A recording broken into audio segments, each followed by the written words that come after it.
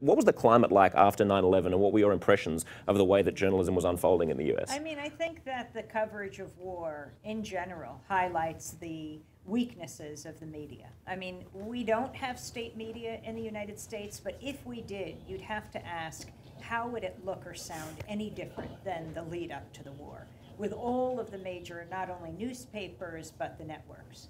Now, FAIR did an interesting study, Fairness and Accuracy Reporting, the group FAIR.org.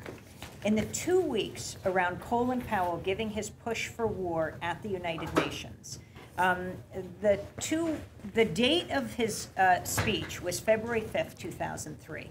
They looked at the 4 major nightly newscasts, the NBC Nightly News, the CBS Evening News, the ABC World News Tonight, and the PBS NewsHour with Jim Lehrer. 2 weeks around that critical February 5th speech. You know, the speech where he made the final push for war, the case for weapons of mass destruction, the one that he calls a stain on his career. The anthrax vial speech. It was, the speech was the final nail in the coffin for so many.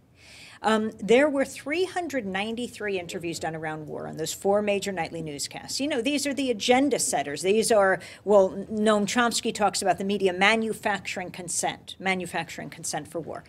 393 interviews done around war on the 4 major nightly newscasts. About half the population was opposed to war, half for. How many were with peace leaders? Of the 393 interviews, 3.